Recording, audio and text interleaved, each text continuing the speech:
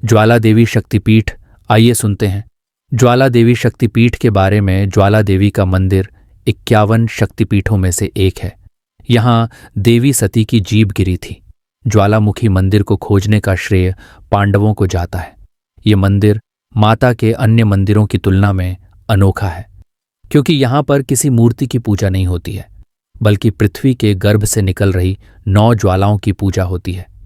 इन 9 ज्योतियों को महाकाली, अन्नपूर्णा, चंडी, हिंगलाज, विंध्यवासिनी, महालक्ष्मी, सरस्वती, अंबिका, अंजी देवी के नाम से जाना जाता है। इस मंदिर का प्राथमिक निर्माण राजा भूमिचंद ने करवाया था। अकबर और अंग्रेजों ने की थी ज्वाला बुझाने की कोशिश, लेकिन रहे थे नाकाम। देवी माँ की अपार महिमा को देखते हुए उसने 1.25 मन 50 किलो सोने का छतर देवी माँ के दरबार में चढ़ाया, लेकिन माता ने वह छतर कबूल नहीं किया और वह छतर गिरकर किसी अन्य पदार्थ में परिवर्तित हो गया। आज भी बादशाह अकबर का यह छतर ज्वाला देवी के मंदिर में रखा हुआ है। वैज्ञानिक भी इस ज्वाला के लगातार जलने का कारण नहीं जान पाए हैं। यहाँ प्रज्वलित ज्वाला प्राकृतिक न होकर चमत्कारिक मानी जाती है। ज्वाला देवी शक्तिपीठ की कथा कहते हैं कि माता के उत्सव के दौरान हिमाचल के नादौन ग्राम निवासी ज्वाला देवी के एक भक्त ध्यानु हजारों यात्रियों के साथ माता के दरबार में दर्शन के लिए जा रहे थे। इतनी बड़ी तादाद में यात्रियों को जाते देख अकबर के सिपाहियों ने चांदनी चौक दिल्ली में उन्हें रोक लिया और ध्यानु को पकड़कर अकबर के दरबार में पेश किया गया।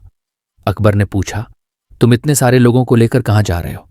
ध्यानु ने हाथ जोड़कर विनम्रता से उत्तर दिया कि हम ज्वाला माई के दर्शन के लिए जा रहे हैं।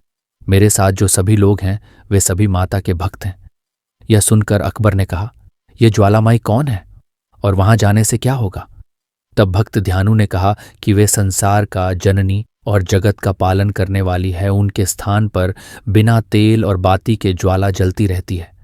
ऐसे में कुटिल अकबर ने कहा, यदि तुम्हारी बंदगी पाक है और सचमुच में वह यकीन के काबिल है तो तुम्हारी इज्जत जरूर रखेगी, लेकिन यदि वह यकीन के काबिल नहीं है तो फिर उसकी इबादत का क्या मतलब?